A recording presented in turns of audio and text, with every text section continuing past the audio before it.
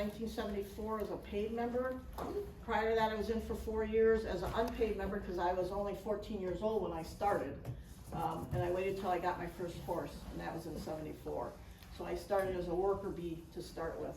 I was in the 4-H. So anyway, Menomonee Falls Saddle Club has been here a long time.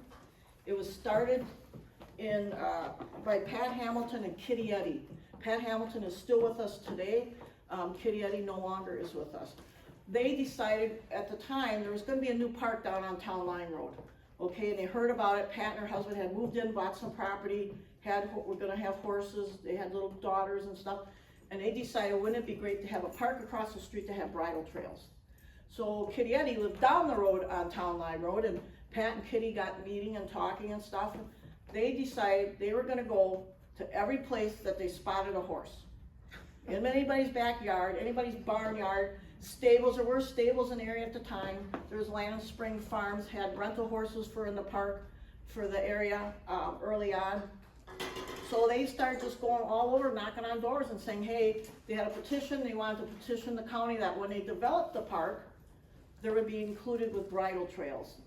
And so that's how they met. And from there, it was Donna Zimmerman, and it was Bill and Ruth Hyder, and just a whole group of people that got together and signed these petitions. And in the end, that's why you can ride horses in Menomonee Park today.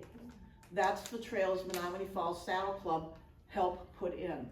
So if you go over there, you ride, and if you haven't, get over there and ride, because they're really nice trails. They're great for beginners. They're great if you want an easy, nice ride. And we can be proud of the fact that we're why they're in there. So that's why the club started.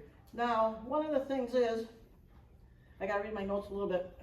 So that's why we were started, and it was started by Pat and Kitty. Why are we Menomonee Falls Saddle Club? Okay, they thought at the time, being that that was gonna be Menomonee Park, and Menomonee Falls was the largest village, or not, they were a village, they were a small city or town at the time, that they had more clout if you sounded like you came from Menomonee Falls. Because Sussex and Lisbon were just all farms and farm fields and a quarry and a canning factory. That's it. We had no clout. There were a couple thousand people here at the time. So they thought, well, Menomonee Falls, that's the big city, you know, and then it's going to be Menomonee Park. So we're going to say we're Menomonee Falls Saddle Club, that we're located in Menomonee Falls. We never were, but that's okay. So that's how the name came to be Menomonee Falls Saddle Club. People were actually from all over the place. But that's how they decided that that would mean more when they filled out paperwork. So back in March 18, 1965, they met in Lannon in the fire department's building. They used that for meetings, and I vaguely remember being there for a meeting, not in 65, but a little later on. They still would use that once in a while. And that's where they got together and agreed to form a club. So that year, August 8, 1965, it was incorporated by the state of Wisconsin as a nonprofit. So we go back to being an official club to that August 65 time. And it was meant to be an organization for education of horse-owning people. So we'll move on from there. The originally charter members, there was 38 charter members, meaning they were at the original meeting and paid dues at the time the club was formed. So we had 38 members in it, and they were all adults. They didn't count kids. Kids were along, but they didn't count them. They counted the adults only. A lot of married couples. I will say 50% of the club was probably married couples, some with kids, some without kids, and then the other half would have been singles. But that was a good thing, because in the early years, it was, I have to say, the husbands that built a lot of what you saw today and worked on a lot of these things. Because we had guys that could do electrical work, we had guys that could do carpenter work, we had guys that were just handy with equipment, we had a guy that could dig our well out there. They were all club members, and they just simply volunteered their time and their materials.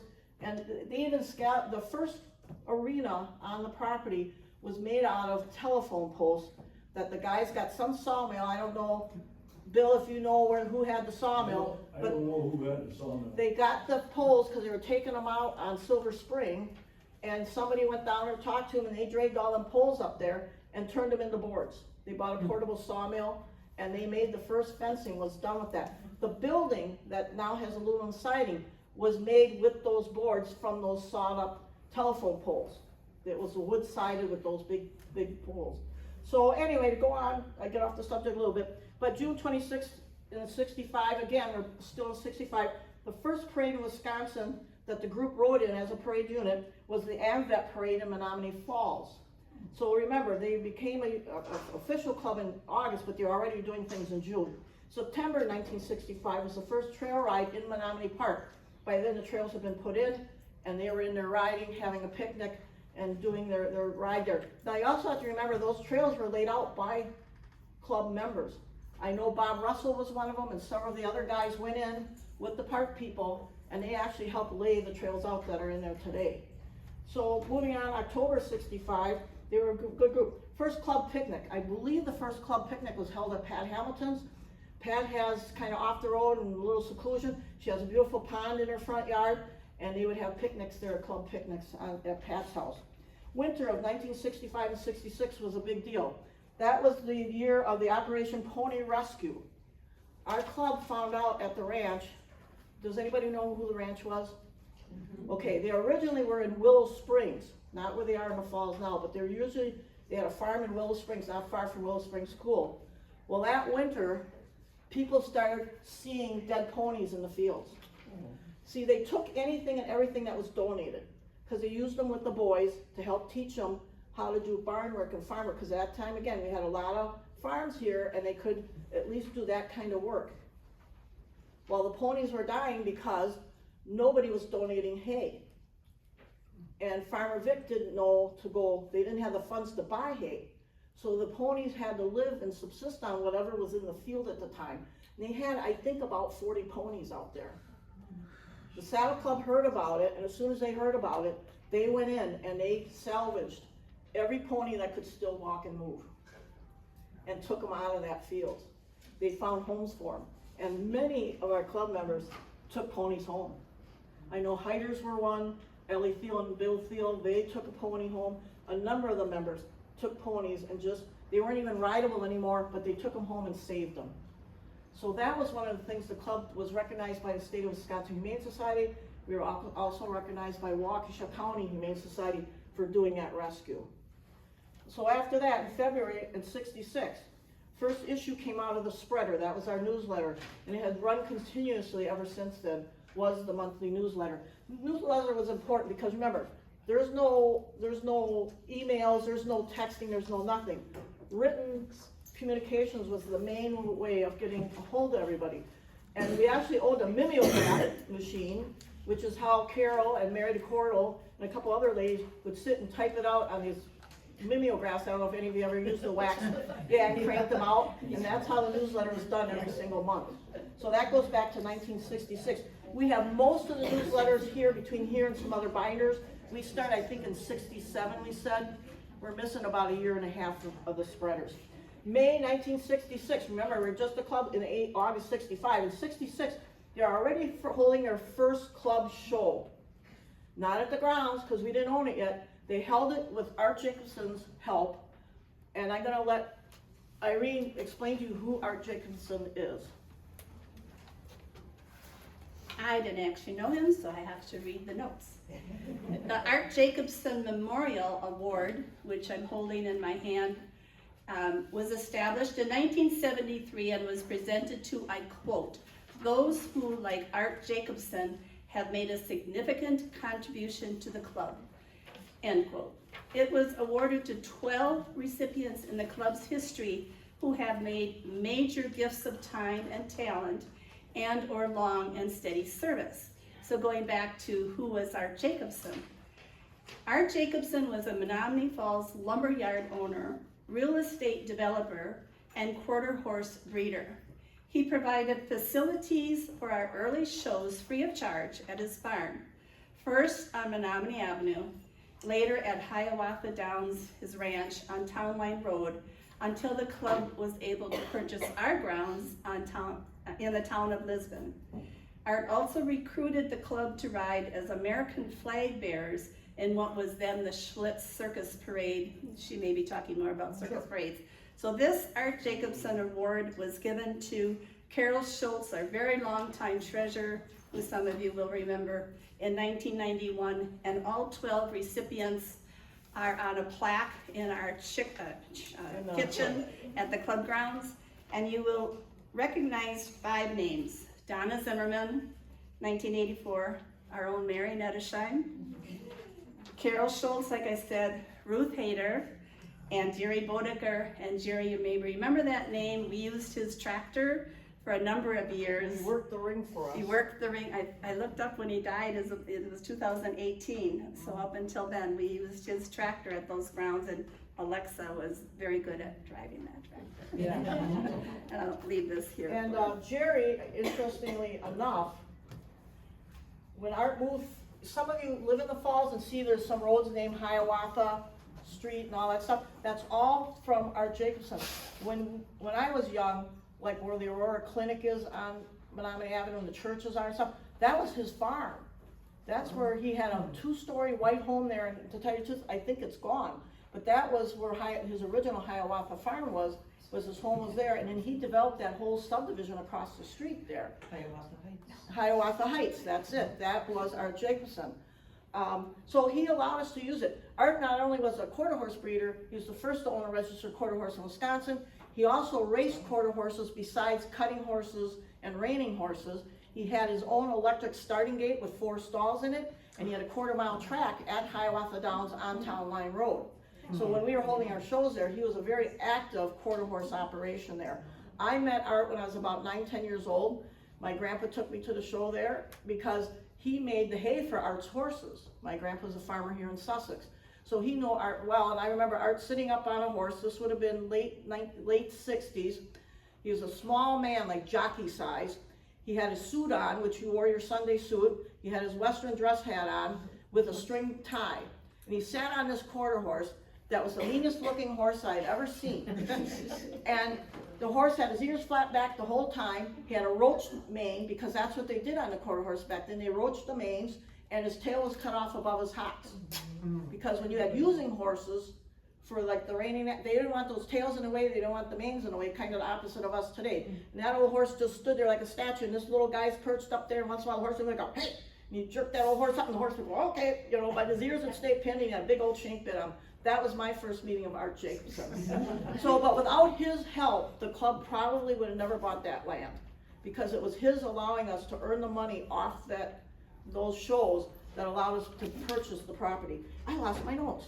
So, I mean, I know some of the stuff in my head, but I don't have the exact dates. So, 66 was our first year at Hiawatha Downs. We ran the show. Art also got us involved with the Great Circus Parade. Like she said, he knew Chappie Fox, and for anybody that knows about Circus Parade, it was Chappie Fox that bought the Circus Parade to Milwaukee. They contacted us, and in 70, and then he got a hold of Don Zimmerman and her dad Dave Kazmachek, who were active in the club, and they became the go-between. And we rode the parades then up until the parade stopped running.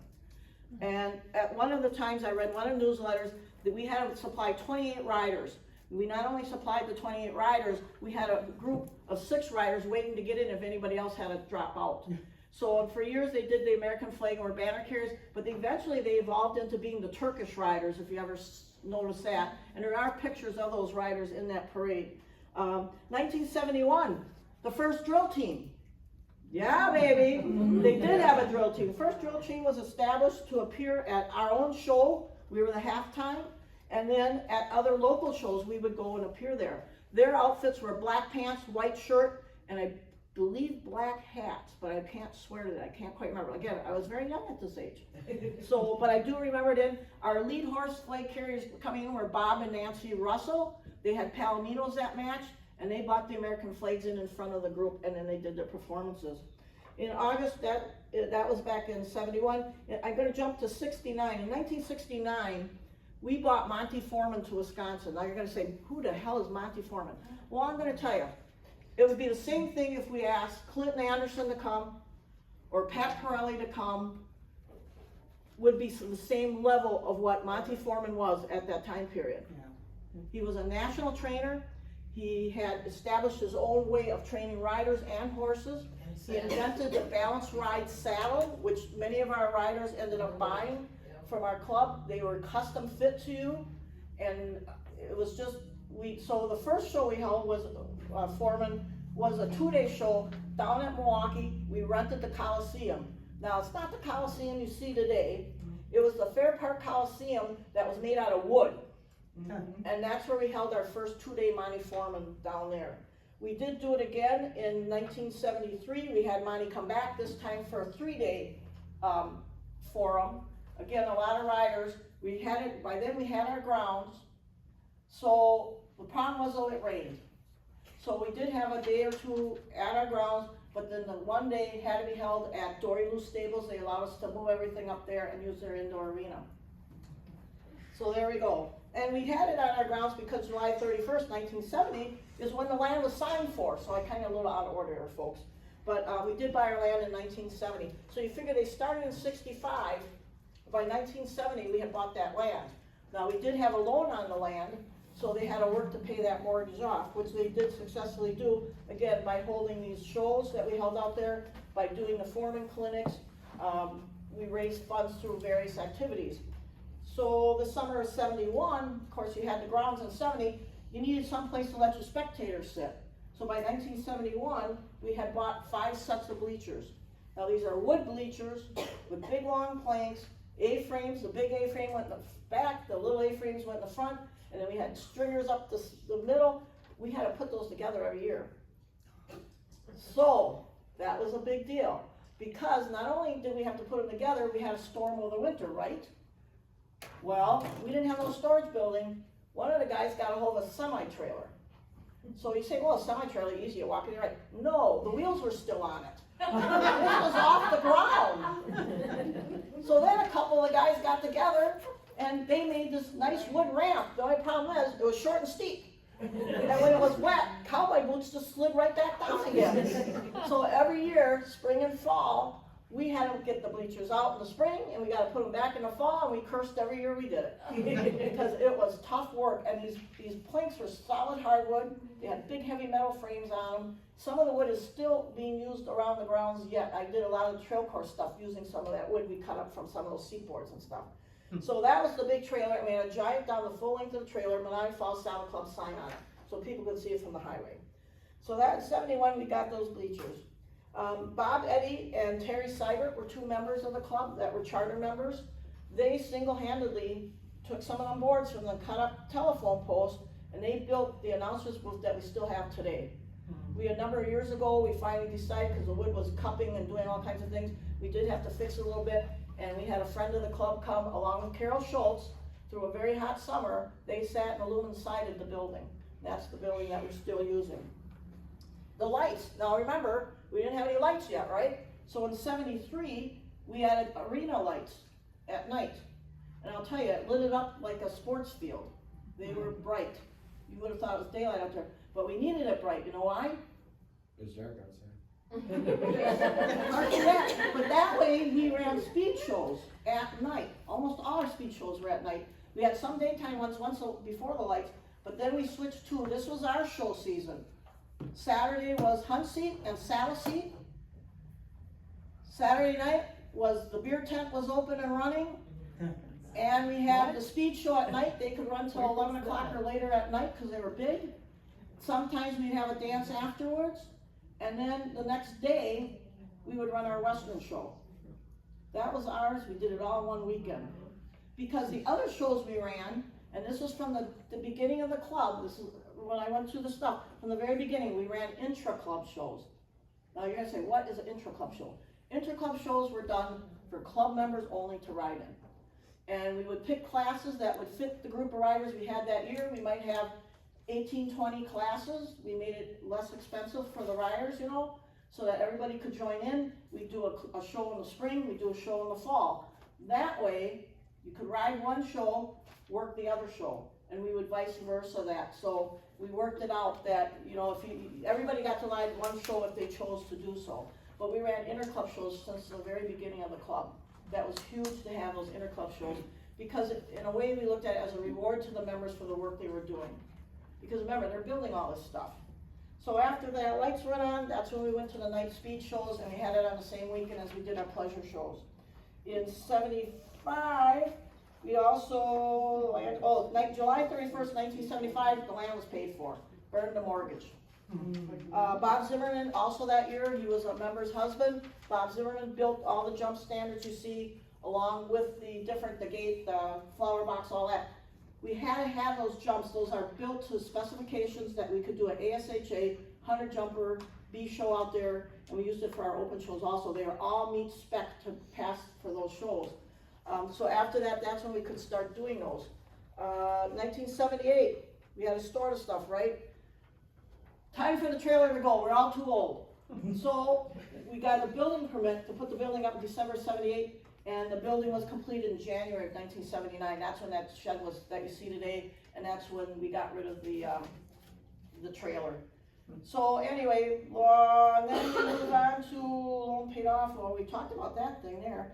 1987. You'll see some of the pictures up here. The grounds, we rode on grass. We kept it trimmed really short, and we held our shows on grass. We ran speed shows on grass, we ran everything on grass, and that was it till we hit 87, spent $1,000, and we put the sand into the arena. And that's when we went to a sand-based arena. Since then, there's been several times through those years that we've had to add sand to it, you know. And it just was that's kind of an ongoing maintenance thing. So in 1988, we held our first tax sale in March. That was held at the VFW in Sussex, upstairs and downstairs. We rented both areas. That was the brainchild of Sue Manthe. She was another member that was in the club for many years, was good friends with Rosie, and a number of people knew Sue Manthe. And so we started raising money with our tax sales, but it was a spring sale. We also belonged to a saddle club association called SWASCA. Today you probably wouldn't want to say that SWASCA, but you know, it was Southern Wisconsin Saddle Club Association.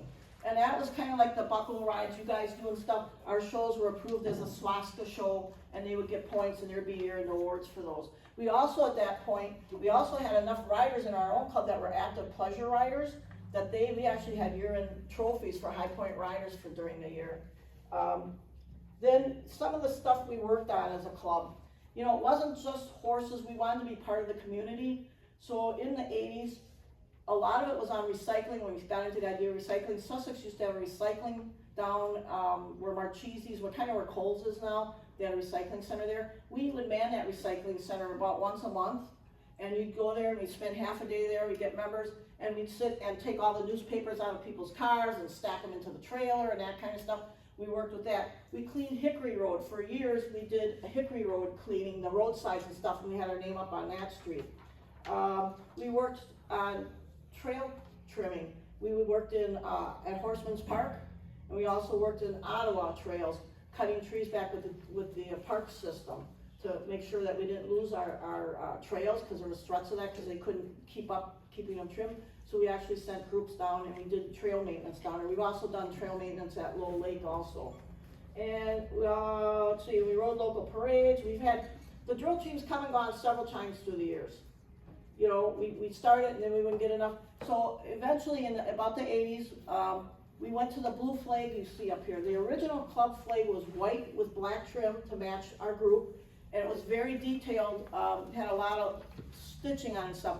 This is the one that the drill team actually did. We changed our colors into the black and the blue, and that's what they used. And they actually made blankets that like serape type things that went across the hips and stuff on the horses. They did West Dallas Western Days. We did, I'm sorry I'm walking, but we did a lot of local parades. Germantown, Hubertus, we did Menomonee Falls every year. And so as we came and went, you know, we had riders do the parades too, some of them as a drill team, some of them not. And we did do our own performances at our own shows. We were the halftime entertainment at our show when we didn't have Black Bart and Bad Dog doing their show. And you'll see that up here too. There's some pictures of them performing. For donations, we used to give money away. Even the years that we didn't have a lot of money, we still always made sure to sponsor classes for Washington County, because half our club belonged out in Washington County. So their 4-H got money, and then the other half went to Waukesha County. Through the years, there was years when there was no hay in certain parts of the state. They did hay lists. We donated money to buy hay and send hay out to the communities that lacked hay to the different stables. The ranch from the day we saved the ponies all the way through till the ranch stopped existing. The Saddle Club helped raise funds for them. They used to have a ranch ride on the Bug Line Trails every year. We would sponsor riders to go on there and raise funds for them. That was always kind of a charity that was close to the club's heart. So we did a lot of stuff besides just horses. For fun, like I said, we did the interclub show. It was always a big deal. I love doing interclub shows because I don't really ride anything else, but that was fun. The charter members that are left today are Pat Hamilton, Bob and Nancy Russell, who live in Colorado. They come to Wisconsin periodically, and Margaret Poles. Marge Poles lives in Milwaukee, so she doesn't drive out here for the meetings, but she will, when we call her, work the food booth. She's worked the food booth for shows. She's worked the food booth also for the tax sale for a number of years. And she was good friends with Mary, Carol Schultz, Mary DeCordo, who was a charter member, who's still here but not here at the club anymore. So those are the only 4 people left of the original group that started this club. And then I gotta quick read this. Time at 50. At the time we had our 50th anniversary, which is 10 years ago, we had 60 adult members in the club. So we weren't small, and many, we didn't count kids. Again, we always kind of counted by memberships, but within that, there was quite a few children in that group also that would ride our shows. So we were not small, it's just we hit lean times towards the end there. So that's kind of what I have to say to you. The only thing I'm gonna say, this was written by someone when we did the 50th anniversary. This is their words, not mine. Okay, I gotta be able to read this for a minute. May all the members of the Menomonee Falls Ceticle who are now enriching our present time and ensuring our future to continue to plan and build for the horse lovers who will follow us. That's the point of the club. It's not for us right now. Because just think of all these 57 years, who carried this grounds forward? Who kept this stuff going? Even when it was just 9 of us putting some of this stuff on, or 10. We still kept it going. But it's a whole long list of hundreds of people that made this all happen. And it all goes back to Pat Hamilton and Kitty Eddy. Because they had the foresight to see that our area was going to develop. And we needed to hang on to any of the trail areas that we could and keep horses in the community. So that's why we're here today. Do I have time left? Can I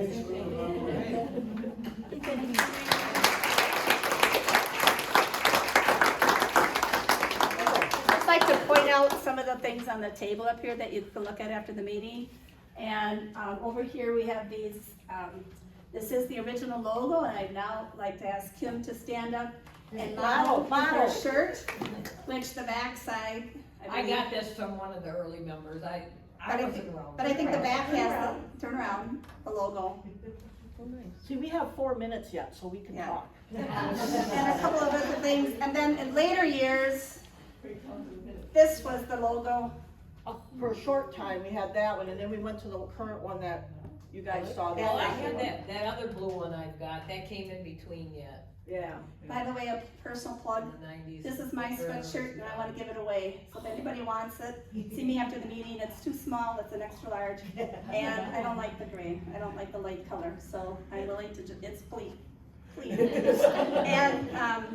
And just a few other things to note. There's an article in the paper that ran 1993 about a horse owners clinic. On the subsequent page in here is Mary's getting on a horse and Rosie's part of that clinic. An article about the drill team that was in the paper from 1970. For those of you who did know Donna Zimmerman, this is Donna on her horse. That's Moose, Far right. Horse Moose. He was a Horse is quarter Moose. horse. And the talk that she gave centered on the 1965 to about 1981, which is what this Albums photo cover. album right here covers. And we have like 7 photo albums, and of course it kind of stopped at some point. So some of the things she talked about, the grass arena, the color guard, are in that photo album. So And I missed one thing that Irene just mentioned is the new horse seminar, horse owner seminar. We did those in 1990, 1992, 93, and 95. Those were probably one of the best things we did was that series, where as club members, we all picked a subject that we wanted to work on. And then you could pick 2 or 3 people to be in your group. And we did everything from saddle fitting, if you want to start English riding, what did you need? If you wanted to do Western riding, what did you need? And we had horses out there, we had the equipment out there, and everybody took their own little topic. We had about 10 topics usually. We got veterinarians to do a veterinarian talk about pre-purchase exams. We had a shoer out there at one of the times about what you have to know when you have a horse, what's hoof maintenance, what's required, because if you're buying a horse, most people don't even think about that. So we covered the topics that as a new owner, what you should need. And I tell you, we filled our bleachers, and we had bleachers, not picking on today's bleachers, but we're double the size of what we have, and we had 5 sets. And we filled 3 of them full. And Irene was her and her husband Jim were one of those couples that stayed on all these years after going to the seminar. We came to the new horse owner seminar in 1990, that's the date you said. Yeah. 1990, and our neighbors a mile down the road. And Cooksies. And the rest is history, as they say. Yeah, but I mean, we did draw in a lot of people. Not only that, we drew them in and signed them as members, but made them aware of the Saddle Club and educated them, and helped them with their new purchases. And I still see today where people are getting horses that they don't know what they're doing. They pick them for their color or their this or their that, and they need help. And there's nothing wrong with getting help, but somebody's got to provide that help. And we didn't, and we're no charge. We'll share what we know. So we did that every year. Rosie Lambert and I worked on one of the riding seminar, horse owner things on riding a horse. We did all kinds of things, and it's whatever they wanted to pick to do. So we had some do nutrition some years and talk about that. So again, it's something for the club to think about. Yes, it's not a big money maker, but it's a service to the community, and it's good PR for the club. So that's something I wanted to throw in too. And it's still that, maybe it's stuck on that, hey?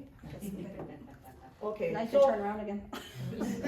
yeah, it did get stuck. So that's it.